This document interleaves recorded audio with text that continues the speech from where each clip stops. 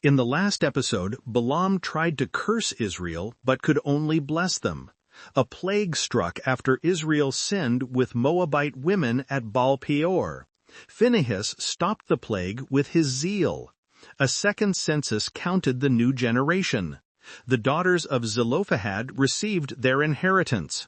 Joshua was appointed as Moses' successor, and the eastern tribes received their land with the promise to fight alongside their brothers. Now the 40 years are complete. The old generation is gone, and Moses has one final task before he dies. He must speak to the children. These are the words Moses spoke to all Israel in the wilderness east of the Jordan. It is the 40th year, the 11th month, the first day. The people are camped in the plains of Moab, across the river from Jericho. Moses begins to speak. The Lord our God said to us at Horeb, "You have stayed long enough at this mountain. Break camp and advance. Go to the land of the Amorites and all their neighbors, to the Arabah, the mountains, the western foothills, the Negev, the coast, the land of the Canaanites and Lebanon, as far as the great river, the Euphrates. See, I have given you this land. Go in and take possession." Moses recounts the journey. He reminds them of the appointments of leaders, the sending of the spies, the rebellion at Kadesh Barnea. "Because of you, the Lord became angry with me also, and said, 'You shall not enter it either. But Joshua, who stands before you, he will enter. Encourage him, because he will lead Israel to inherit it.'" Moses tells of the wilderness years, the wandering, the waiting. He tells of the recent victories over Sihon and Og. He tells of the land given to Reuben, Gad, and the half-tribe of Manasseh. He speaks directly to Joshua. "Do not be afraid of them. The Lord your God himself will fight for you." Moses recalls his own plea to enter the land. "I said to the Lord, 'Let me go over and see the good land beyond the Jordan, that fine hill country and Lebanon.' But the Lord was angry with me because of you and would not listen. That is enough. Do not speak to me any more about this matter. Go up to the top of Pisgah and look west and north and south and east. Look at the land with your own eyes, since you are not going to cross this Jordan. The door is closed. Moses will see the land, but he will not enter it." There is grief in his voice as he tells them this, the weight of a lifetime's longing denied. "Now, Israel, hear the decrees and laws I am about to teach you. Follow them so that you may live and may go in and take possession of the land. Do not add to what I command you, and do not subtract from it. Keep the commands of the Lord your God that I give you." Moses reminds them of Baal-peor. "Your eyes have seen what the Lord did there. The Lord your God destroyed everyone who followed the Baal of Peor. But all of you who held fast to the Lord are still alive today. This is the pattern that the wilderness has written in blood. Those who cling to God survive. Those who turn away perish." Moses speaks of the uniqueness of Israel's experience. "Ask now about the former days, long before your time, from the day God created human beings on the earth. Has anything so great as this ever happened, or has anything like it ever been heard of? Has any other people heard the voice of God speaking out of fire as you have, and lived? No nation has gods so near. No nation has laws so righteous. Only be careful. Watch yourselves closely so that you do not forget the things your eyes have seen.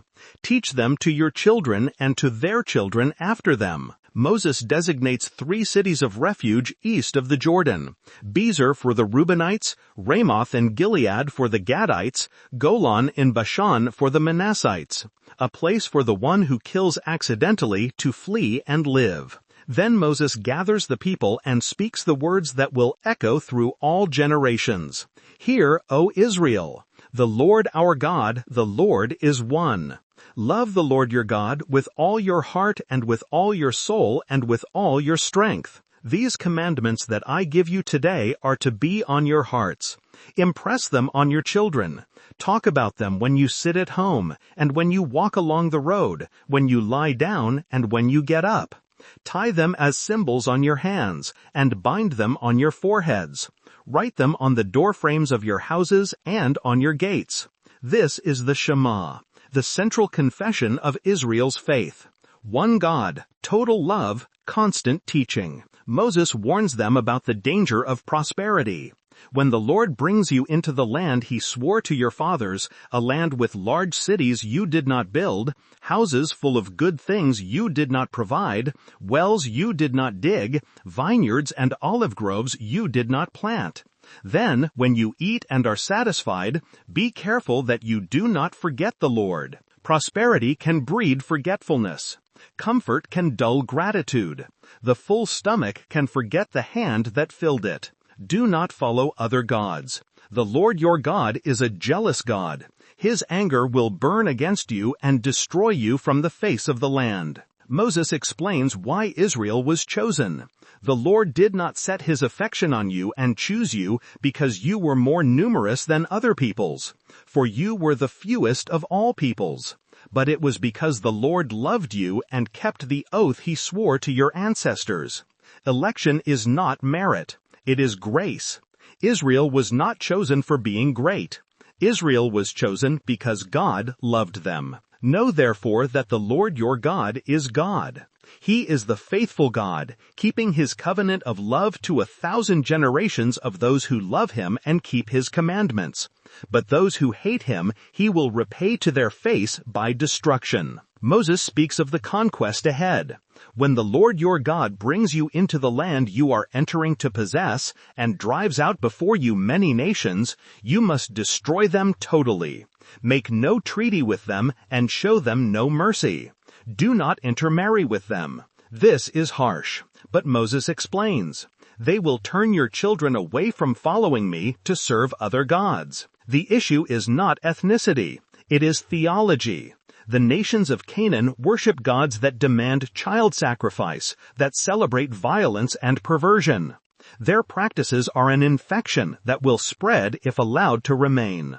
Break down their altars, smash their sacred stones, cut down their Asherah poles, burn their idols in the fire. For you are a people holy to the Lord your God. He has chosen you out of all the peoples on the face of the earth to be his people, his treasured possession. Moses turns to the wilderness years. Remember how the Lord your God led you all the way in the wilderness these 40 years, to humble and test you in order to know what was in your heart. He humbled you, causing you to hunger, and then feeding you with manna, which neither you nor your ancestors had known, to teach you that man does not live on bread alone, but on every word that comes from the mouth of the Lord. The wilderness was a classroom. Hunger taught dependence. Manna taught provision. The daily bread taught daily trust. Your clothes did not wear out, and your feet did not swell during these 40 years.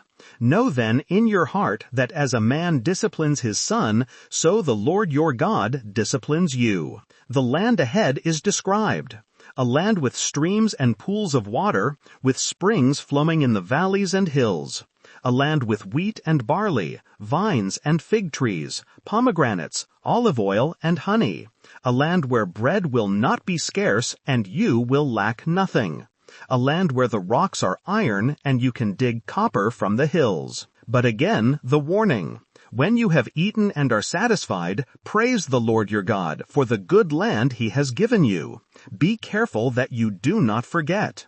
If you ever forget the Lord your God and follow other gods, I testify against you today that you will surely be destroyed. Moses addresses their pride. Do not say to yourself, my power and the strength of my hands have produced this wealth for me. Remember the Lord your God, for it is he who gives you the ability to produce wealth. And do not say, the Lord has brought me here to take possession of this land because of my righteousness. It is not because of your righteousness or your integrity. You are a stiff-necked people. Moses recounts the golden calf. Remember this and never forget how you aroused the anger of the Lord your God in the wilderness.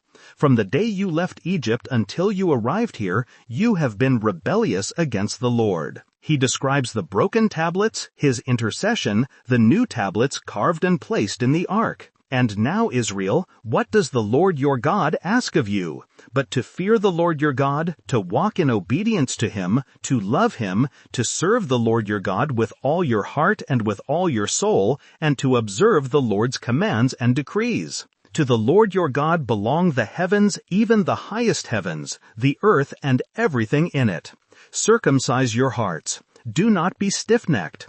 The Lord your God is God of gods and Lord of lords, the great God, mighty and awesome, who shows no partiality and accepts no bribes. He defends the cause of the fatherless and the widow, and loves the foreigner residing among you, giving them food and clothing. And you are to love those who are foreigners, for you yourselves were foreigners in Egypt. Moses sets before them a choice. See, I am setting before you today a blessing and a curse. The blessing if you obey the commands of the Lord. Every third year, the tithe goes to the Levites, the foreigners, the fatherless, the widows. And the giver declares, I have removed from my house the sacred portion and have given it to the Levite, the foreigner, the fatherless, and the widow, according to all you commanded. I have not turned aside from your commands, nor have I forgotten any of them. Moses concludes this section of laws. You have declared this day that the Lord is your God, and that you will walk in obedience to him. And the Lord has declared this day that you are his people, his treasured possession, and that you are to keep all his commands.